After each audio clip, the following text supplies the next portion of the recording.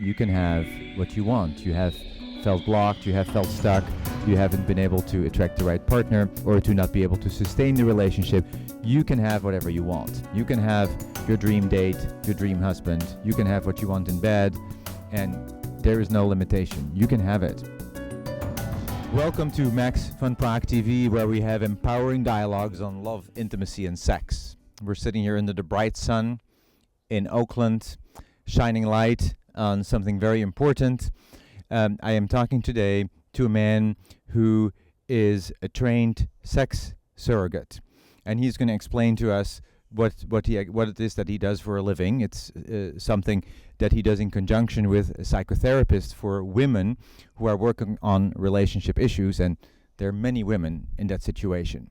So we're very curious to find out more about this very important profession. Andrew Heartman, welcome to the show. Thanks for having me, Max. It's good to be here. So the term, please explain who you are and what you do. Oh, thank you. The first thing I'd like to correct is you used the title sex surrogate, and I'm really uncomfortable with that because I think it's misleading. Imagine you had a professional chef who was trained and experienced at producing a wide variety of appetizers and entrees, and then also spent a minority of his time, maybe 10 to 15%, making pastries.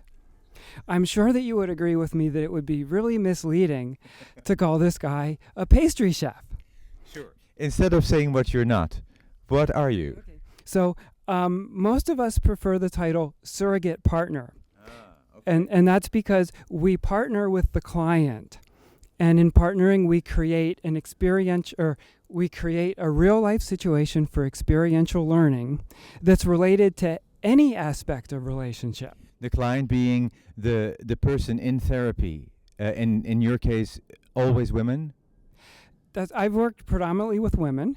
So a lot of people watching may think, wow, this guy, he has it made. He can go on dates with women or even have sex with women. Is that the reality of the situation? Well, that's not very... so let me kind of give an overview of the process. Yes. So surrogate partner therapy is for someone who hasn't been able to form the type of connections that they want to have, either through their own life experience or from verbal therapy alone. And so there's something about the way they're relating to other people which isn't working for them. In intimacy? Well, it could be socially, could be sexually, could be in the context of relationship. And in surrogate partner therapy, the surrogate forms a temporary relationship with the client under the supervision of a therapist to give them the opportunity to resolve these difficulties. And it's particularly effective if the issue needs to be resolved in the context of intimate relationship, yet the issue itself prevents them from finding a supportive partner. So it becomes this catch-22 of the issue keeps me from having a relationship, yet the relationship itself is what I need to have a structure in which to do that healing. Sure, that's very clear. And I imagine that your profession has come into existence because of apparent limitations of talk therapy in terms of healing trauma and especially healing deep relationship issues. Exactly. There's a big difference between having an idea of how I will be in a particular situation and actually being in that situation.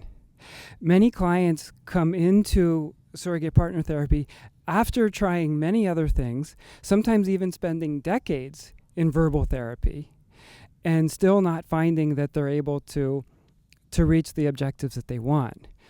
You know, sometimes I can understand why I'm neurotic, yet I'm still neurotic.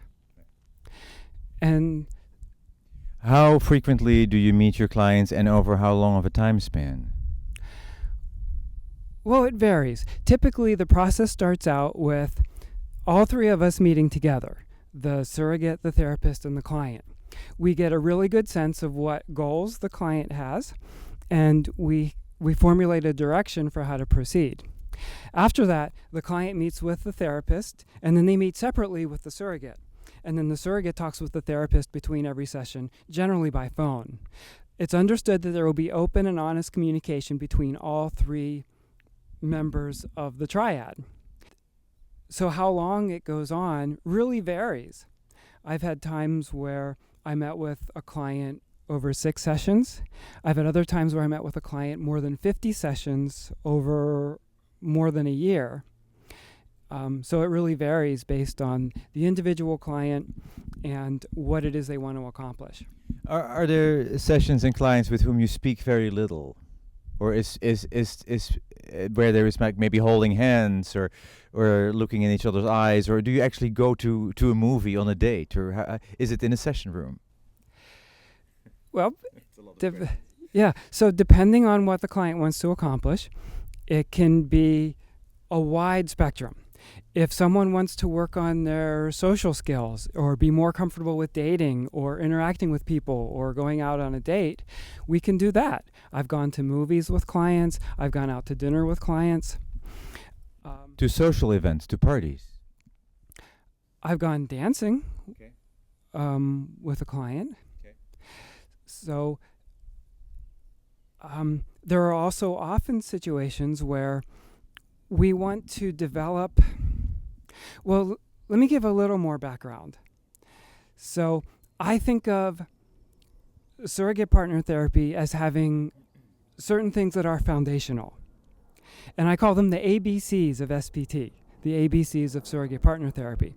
And I think that the ABCs are attention, awareness, boundaries, and communication. Masters and Johnson, they interviewed hundreds of people, and they found that there was a big correlation between people's attitude about their sex life, whether they felt positive or negative about it, and where their attention was when they were engaging intimately. And they found that those who felt positively about their sex life tended to have their attention on the sorts of sensations that they were getting through their body in the moment. People who felt negatively about their sex life, in general, had their attention on what was going on for the other person. Is she going to have an orgasm? Does he think I'm attractive? Sure. And all sorts of things. And so they developed a series of exercises that give people an opportunity to learn and practice being present and paying attention to their own physical sensations and what's going on for them. Sure. This sounds very technical, Andrew.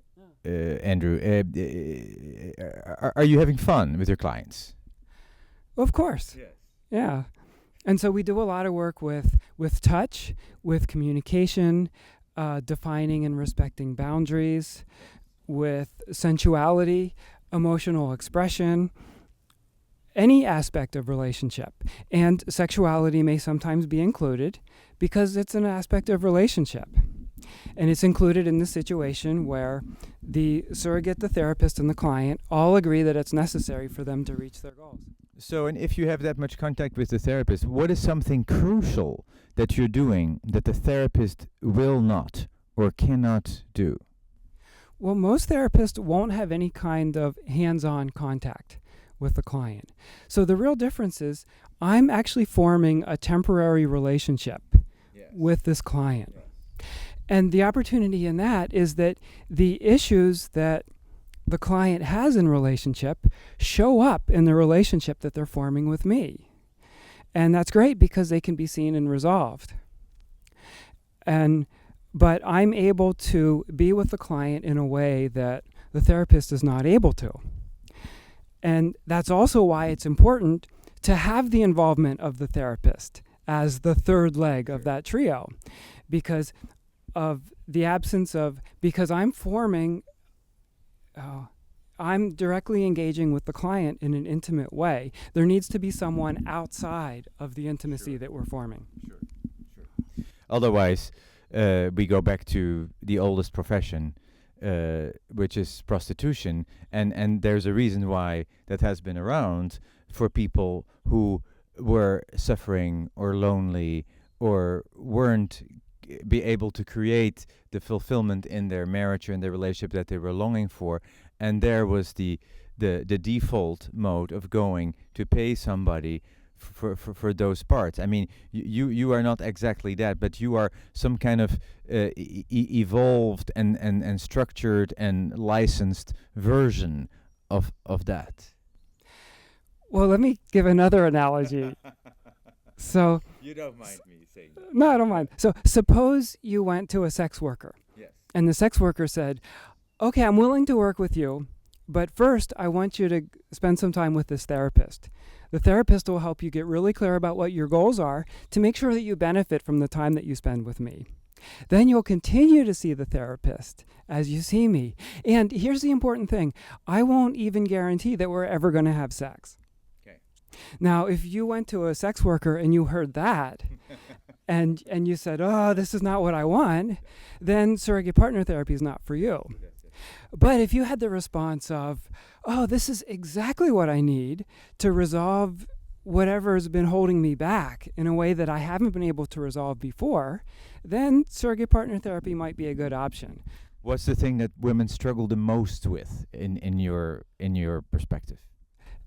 Many women are socialized to not have their attention on what they need and what their boundaries are and what they want, but instead to have their attention on what other people need or what they need to do to fit in. And some clients find it hard to be authentic in the context of intimate relationship. And this is really something that's important, as an inherent part of the work. And it often shows up because the client might be more comfortable saying something to the therapist than they are to me. And the therapist can see that and say, "So what you just told me right now, why don't you tell Andy?" And sometimes the client will say, "I could never do that. I could never say that to an intimate partner." And when she gets, based on the encouragement of the therapist, that not only can she say that, but that it's important, then everything changes. And so I want my clients to be, especially at the beginning of the process, in an environment of complete acceptance. That's what we all come. Many of us come from. We're not okay the way we are. So we learned that the basic belief, if you are the way you are, that's not okay. You have to hide that. So transparency would be the cure, the medicine to showing, okay, I can be transparent. People do not hate me. They don't walk away. Which is something that I also do here on this platform. I'm very open and direct, and I kind of demand transparency of my guests. Some people don't come, so but that's part of the key to intimacy is to be able to show yourself. Exactly, and this is really an opportunity for the client to take the risk to be who they really are and to show the parts of themselves that they've judged or that they're afraid other people to judge, and see the results. And if they're met with acceptance, then that's a corrective experience. I love how passionate you are about what you do, and that's also why I wanted you here. You are, just for everybody to understand, you are licensed, certified by an organization, an international organization for sex surrogates. You can say it better. Surrogate partners. And actually, there is no licensing. There's no state or municipality or country that I know of that has a formal licensing for surrogate partners. So in the absence of that formal licensing, the International Professional Surrogates Association, IPSA, has stepped up to create a code of ethics and to have training to ensure the general public as well as the therapeutic community that surrogates are well trained and ethical and are capable of doing what they're doing. Let's say I'm a woman, I watch this show and say, I want that. I'm working with a therapist. I don't know if he's in touch with a surrogate. What can this woman do if she really gets the light go on? Yes, this is what I need. Well, the first thing to do would be to bring it up with your therapist. If the therapist has questions about it, they can always contact the International Professional Surrogates Association. Website? surrogatetherapy.org. And IPSA has a referrals coordinator who can give clients referrals to therapists and also can give therapist referrals to surrogate partners. IPSA does not refer clients directly to surrogates because ideally the process will start with a therapist and then the surrogate is brought in on the case after. Okay, so every licensed therapist has access to this. Every therapist can contact IPSA. IPSA has more experienced therapists who are experienced with working with surrogate partners that can mentor those who are less experienced or beginning. There's also lots of information on the website about the process and how it works. But it's not something that's very well advertised, or this is a lot of people don't know that this exists, and so that's why you are passionate about talking about it and coming out. But is it kind of in the taboo area? Why is this not so familiar to many people? Well, I wouldn't say it's a taboo, but I would say that there's a lot of misunderstandings and misconceptions about the work. Okay. I used to work as a software engineer. Okay. And when I told people I was a software engineer, they had a pretty good understanding of what it was that I did. But if I tell someone I'm a surrogate partner, either they have no clue at all what I do. People might say, but how could you give birth to someone or to someone else's baby? No, that's surrogate parenting. But either people have no idea at all what it is that I do, or they have a misunderstanding about what I do. So then I end up having to re-educate people. And this I just look at as a forum to re-educate. And now comes something a little more personal about you. And I'm sure people ask this question. And I have personally asked myself the question. And I have friends who have wondered, well, maybe I should become a surrogate partner and go to IPSA for this training. But how will that affect my own intimate life? Key question. And that's a good question. Well, I know from my personal experience, I've been in a long-term relationship for 9 years now, and I told my girlfriend on our first date of my intention to become a surrogate partner. And I thought that she would run away and not want to have anything to do with me after that. But instead, she started telling me all the reasons why she thought, from her perspective, that I would be good at it.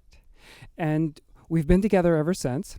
We have had challenges in our relationship, as there are in any relationship, but those challenges haven't really related to my work because she understands the healing content of the work and how important it is. For me, I think it's important for me to be in a primary relationship. And because I have a very fulfilling and intimate relationship, I know that I'm not using my relationship with my clients to satisfy my own needs. And you already knew when you started this profession that you were capable of a healthy relationship. So I think that's what makes the whole difference, is the motivation which makes you choose this path. If you choose this path because you have trouble creating yourself difficult relationships, then this is probably not a good idea, and you will probably be busted on that in the training, I imagine. Exactly. It's not a profession that you engage in to work out your own issues, right. And it's not something that you do to have a good time. But can it be part of the training to work out your own issues? Well, in any relationship, right, issues come to the surface. And I think that's really what has gotten me involved in this work. I remember saying to people, even when I was back in college, that you can be sitting in a cave somewhere meditating and have certain ideas about yourself. Like, I don't get jealous and nothing makes me upset. But when you're in a relationship, you're going to find out if that's true. It brings to the foreground the things that we need to work on and develop as a person. And that's why I'm so passionate about this work, because I hold that attitude for myself. As I'm in relationship with other people, I'm going to be working on developing myself more as a person, and the client has the opportunity to do that as well. So you can see yourself continuing to do this as long as you're able to? I do. And an important attitude to have in it is to view every challenge as an opportunity. Every challenge that comes up in the relationship in the client is an opportunity for growth, for learning, and to move toward having more effective relationships in the future. I've told clients, I'm committed to your future relationship. And the way that shows up may be different than if I were to give the client what she wanted right now. Do you encounter negativity from people, judgment, hatred, because this is very much off the grid? Well, of course, there are always going to be people who have judgment or criticisms about the work. Many of those judgments are based on misconceptions. But I used to think, I've kind of got through a change on this. I used to think that if I could describe the work well enough and be articulate enough to have other people understand the true nature of the work, that everyone would be supportive. So that was kind of idealistic, I know. And now I've accepted that no matter how well people understand, there will still always be people who aren't supportive. Andrew, what about working with a couple? The people are already involved and they want somebody to come into their home, into the bedroom, to coach them, to kind of shine light on where they get stuck. Can that be you as well? Well, I've never done that, and I don't have the intention to do that. A lot of relationship challenges are contextual to a relationship. Yes. And so... but wouldn't you say that a lot of existing couples also need a lot of help and in the intimate sphere and not necessarily in the realm of talking? I would agree with that. But that's another specialization. Right. I'm not sure that that's really the modality that I'm comfortable engaging in. Is that being trained by IPSA? No. The intention in surrogate partner therapy is for the work is for unmarried or unpartnered individuals, and that in order to give them an opportunity to work out relationship difficulties, the surrogate partner actually forms a temporary relationship with them. If they already have another partner, then they can work on that issue with their partner, either with help or, help of different types.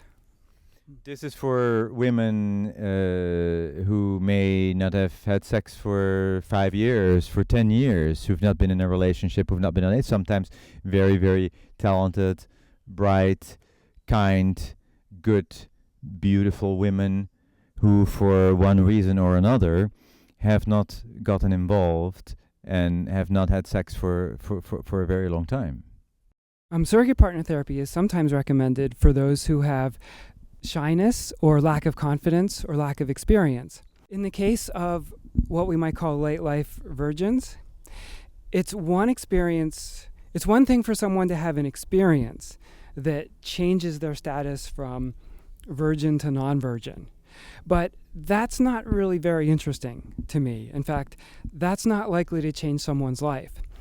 But what typically happens is that someone in that situation may have something else that's preventing them from having the kind of connections they want to have. So what we do then is we work on those issues that are preventing them from having those type of connections. Those could be fears or anxieties, performance anxiety, fear of intimacy, fear of abandonment, an unwillingness to be authentic, uncomfortable with touch, body image. Body image is a big part of the work, especially for female clients. Of course. There was a British study and you mentioned HI earlier, the Human Awareness Institute, which has done a lot of good work for people in that arena. Exactly. I know you've had Peter Rengel. You've interviewed him before. And actually, HI has been really important for me so HI has been really important for me because it's really taught me a lot of the skills and the presence and the awareness that I need to be doing this work. So it greatly informs the work that I do. And I also found out about surrogate partner therapy in a HI workshop. I had a friend who told me of her intention to become a surrogate. And I didn't know about it at the time, but... How long ago was this? I believe it was in 2004. Okay. Yeah. Yeah, 11 years ago. Yeah. And then it was a few years later that I found out about the International Professional Surrogates Association, and I did their training in 2008. And their instruction to become a surrogate involves two parts. First, there's a class that's 2 weeks long, and then there's a supervised internship process where I saw clients under the supervision of a more experienced surrogate who mentored me. And that's really the most important part of the training, because that's, hands-on, instruction. Interesting. And really good to know that there's a really serious organization who is behind this to make sure that the people in your profession are no charlatans or cons or perpetrators. That's what people want to know. And thank you for contributing to the happiness of the planet in this beautiful and unique way. And for everybody, this is another reminder that you can have what you want. You have felt blocked, you have felt stuck, you haven't been able to attract the right partner, to attract the right partner, but to not be able to sustain the relationship. You can have whatever you want. You can have your dream date, your dream husband. You can have what you want in bed, and there is no limitation. You can have it. Thank you, Andrew. Thanks for helping this piece come together for women. Thank you. Thanks for having me. And this was our show today, Max van Praag TV. Thank you for watching, and see you next time.